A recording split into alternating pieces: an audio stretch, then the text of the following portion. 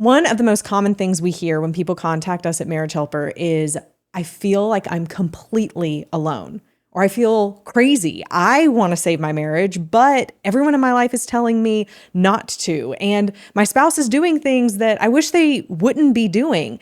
Should I even try? Today in this conversation, I'm going to be speaking with Cody Wambolt. Is that how you say it? Nailed it. I did, really? Yeah, you really did. I'm going to be speaking with Cody Wambolt. He's on our team, he and his wife, Malia, and he's one of our client representatives. And what he does on a day-to-day basis is talks to people just like you and helps them see what the strategy and focus can be, honestly, just the hope that they have. And hope, we know at Marriage Helper, is helping someone see a vision and then creating a path to get to that vision. And that's what Cody does. Yes, I certainly try. Certainly try. You certainly try. So Cody, what are, of the people that you contact, and we have, you personally have hundreds of people you talk to every single month. What would you say are the top 2 to 3 situations that clients call and it's the situation that their marriage is in? Yeah, it's hard to really answer because I don't want to make it sound like any 2 situations are exactly the same. We all have different lives, circumstances, family dynamics, brokenness in our past, all these things that culminate into where people are at by the time we talk to them. So it really is kind of case by case in terms of the specifics. But generally what I would say are the things that are making someone feel like I need to take some kind of action here are things like I found out about an affair, or my spouse told me that they no longer love me anymore and I'm panicking, or my spouse just left the house or asked me to leave the house and we're now separated. So it's usually like these things are pretty fresh and people are kind of scrambling, searching for answers to figure out what to do in a situation like that. So that's what I would kind of say is more times than not, it's not something that you've been sitting with and dealing with for months and months or years before they reach out. It's more like whatever the crisis is of the moment is pretty new, and people found us because of that. They were looking for solutions for a recently painful situation. Yeah. And what do you help with when they talk to you on the phone? Yeah, well, I think my number one objective going into any call is, number one, to just get clarity for myself. What is going on? What are the issues that they're facing in their situation? But then secondly, what kind of help are they actually looking for here? Because that's going to be different person to person. So yeah, get clarity on what they're dealing with. Get clarity on the type of help that they're looking for, the type of solutions that they're trying to get to, and then make recommendations based on what we do at Marriage Helper on how to get that specific health, how to help and health, and reach that specific goal that they're hoping to see in their marriage. Yeah. You're so good at when you work with clients and speak with them, you share in our team Slack channel, like wins and things that you hear back from them. And there was one that you had probably a month or 2 ago now of a woman whose husband was totally disengaged, and she ended up going to the solo spouse workshop. I'm trying not to say her name, but do you know who I'm talking about? Of course. Okay. Can you share a little bit about that story? Just like how she first contacted you to where she ended up. Yeah, well, I mean, as of the recording of this podcast, her story is very much still unfolding, but it's already been a victory. And it is I live for the transformation that we see here. Like, that is what keeps me going. But her story was just so unique because I think it's just like, it's what we all live for. What happened in her situation is like such a beautiful, powerful example of what people can find through this process. And so, without giving away, too much information, she was basically someone who had been standing and fighting for her marriage for about 3 years before we spoke, which kind of goes against what I was saying in the beginning. But there were certain things that had happened more recently that really made her feel like, I got to do something different than what I've been doing. And just really, really difficult situation, lots of infidelity, lots of lying, lots of manipulation, lots of control issues. And and many of those things were in both directions. But she, for lack of a better word, like she was broken when I first spoke to her. She was crying. She was just struggling. She had not even a modicum of self-esteem. Like she didn't see her own value at all in her situation. You know, I was encouraging her to understand that like you need to understand that you deserve better than what you've been getting out of life. Better from certainly your marriage, but also the way that you're treating yourself. Like you need to learn to love yourself too. And she said to me on that call, like, I don't even know what that would look like. I live my whole life for other people. I'm a nurse. So she, she's pouring out every day at work. I have young kids. I have a husband who will give me nothing, whom I love desperately, but I can't get anything back from him. So she was living this existence of giving, pouring out every ounce of her every day and getting literally nothing back from anyone else, but she wasn't giving herself anything either. She's like, I don't even know what loving myself would look like. And, a huge part of what we do as CRs is we need to evaluate where is the other spouse that's not on the phone? What's their current, mentality towards the marriage and attitude towards the marriage? Do they also want to work on things, or are they communicating, I need space, I'm not interested, things like that. And that's a very key thing for us to understand because it helps us to recommend the right path forward. And there's a path for both. Certainly. And so for her, it was very clear that her husband would have zero interest in doing a workshop or working towards reconciliation at the time of the call. It was clear that what she had been trying for 2.5 years previous was making things worse and pushing him away. Even though she couldn't really see that at the time, I could see it pretty clearly.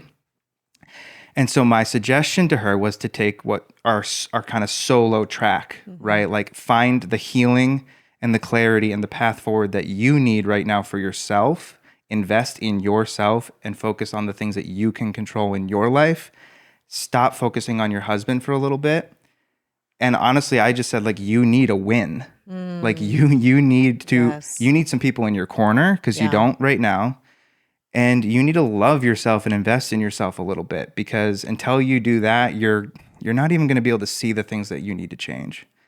And she heard me and she agreed to take a step of faith in that direction.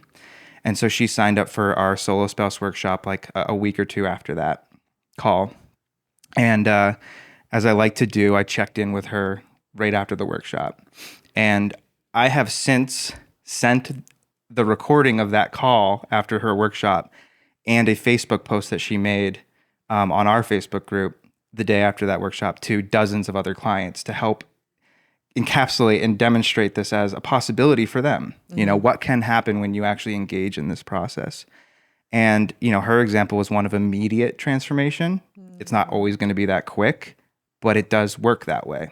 Yeah. And so basically, in summary, she did the solo workshop with Dr. Joe, was leading hers that weekend. And she had such a mindset transformation in that weekend that all these kind of blinders that she had about her whole life, really, her relationship to her husband, certainly, but even her relationship to her kids, her own relationship to her past and things that she had gone through and experienced all throughout her life. She realized so much about herself that needed to change. But it wasn't like shame induced. It was, I deserve better than what I've been giving myself. I'm worth more than what I've been experiencing life up till this point. And she found forgiveness for herself in so many of those things, but then she forgave and released so many of the pains that she was holding on to in her life towards her husband, towards you name it. She even, humorously referenced this grudge that she had been holding on to since 3rd grade, where another girl stole a crayon that she loved. But she was being she was joking, but she was serious that she was still holding on to that. Like it still haunted her, like small things like that. And just kind of goes to show like where she was at. Yeah. And so she told me, I'm a different person because of this workshop. It literally changed my life. And but that's just the beginning. That was the immediate impact for her as a person. But then she decided to try asking her husband to join her in the couples path one more time. because she had been asking and it had not been going well. For 2.5 years, he had been screaming in her face, I don't want to work with you. I want to divorce you. I'm not in love with you. The most hurtful things you could feel from your spouse. And she decided one more time, based on the things that she learned and the differences about her communication style and things like that, to try a different tact.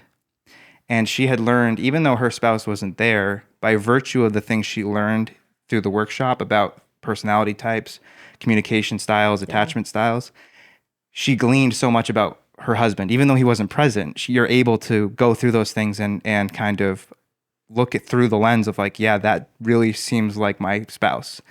And so she learned a better approach. And I'm not kidding. The first time she asked him after taking the workshop, less than 24 hours, in a new way and in a fresh way with a new mentality, he agreed to come to the couples workshop with her. And as we stand right now, I think they're 1 or 2 weeks out from actually doing that. Oh my gosh, that's amazing. And look, we don't know. We don't know, right? We don't know where that's going to end up because it's ultimately their choice. But that alone speaks volumes to the transformation that can occur from just learning about yourself and changing your own behaviors and actions based on what you learned through this process. And so obviously our hope and prayer is that he has a similar experience and then he gets on that train with her and starts making the changes he needs to make for the marriage and for himself. Absolutely. But no matter what, she's better off. Yeah. She's better off because she's found so much healing and clarity through this process so far. Oh my gosh, absolutely. And I think I also remember as part of that story at just in the middle of her going through the solo spouse workshop, like her kids started to say, like, Mom, you're different. Yeah. And I say that to people all the time, like the stuff that you learn through this, and I've been through the workshop, right? So with my wife, so I experienced this firsthand, and that was what I experienced in myself, in my own marriage, and what I observed in the people that we were with that weekend was what motivated me to want to do this for other people, to be in this job, ushering and shepherding people into this process. Yeah. Because I've seen it and I continue to see it. And it's not just impactful for your marriage. That is, of course, what we're all about. But the principles and the truths that you learn permeate your whole life. Absolutely. It's not just relating to your spouse. It's relating to your kids. It's relating to your parents, your friends, your coworkers, because you're becoming a better version of yourself. And so that's going to lift the tide of your entire life. Yeah. And so she felt the need to go to her own kids after that as well and say, you know what? They're young. They were like younger than 10, but they understand a lot. And she said to them, you know, I'm sorry. You know, Mom hasn't been the best, and Mom's been angry, and you know, I've made a lot of mistakes. And her kids cried and said and thanked her for saying that. And it's okay, Mom, we love you, we understand. And yeah, so it's healing her family already. Yes. Yeah. Absolutely. And it's, you know, I think one of the things that you hear, I mean, we hear often, and I know you hear it, is, but shouldn't I just wait until my spouse is ready? Right. And a lot of people say that. They're like, well, I'd rather do the couples workshop. I'd rather wait for him to go along or her to go along. And what would I mean, you've been saying it, but what would your encouragement be to that person? Yeah, I think this can be a kind of a tough love type moment, like a hard truth type conversation. And I ask a lot of people when they say that, because it's a natural thought. What is the point of doing anything if my spouse isn't going to do it? If they're not willing, like how could that lead to how's it going to work? Something better? Yeah. And so one of the questions I'll ask is like, so, okay, are you saying then that there's no point or value in becoming a better person if your spouse isn't willing to work with you on anything? Is there really no benefit to that, just objectively? Because at the end of the day, no matter where you are in life, no matter what the state of your marriage is, we all have that opportunity, but I would also argue responsibility to always be striving to be something better, to grow and to learn and change in life. And the outcomes of doing that are never guaranteed, but you can never convince me that it doesn't increase the chances that it's going to help your marriage. Yeah. Becoming something better, becoming something more, becoming a more whole person, a more self-sufficient person, a more healed person. Yeah. a better communicator, a more trustworthy person. All the outflows of this process are going to impact every part of your life.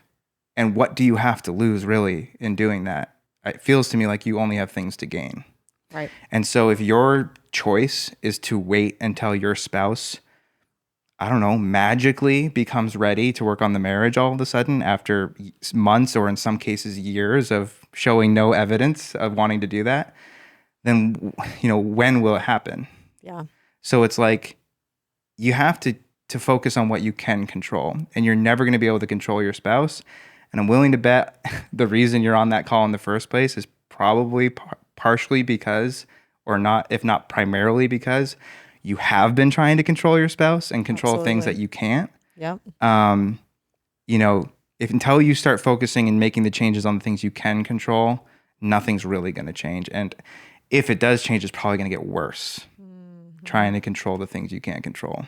Right. So, yeah, that can be a hard thing to hear because when we're in pain, we just want solutions. We just want the pain to go away. Immediate gratification. Right. And what I love about what we do here at Marriage Helper is we don't lie to people.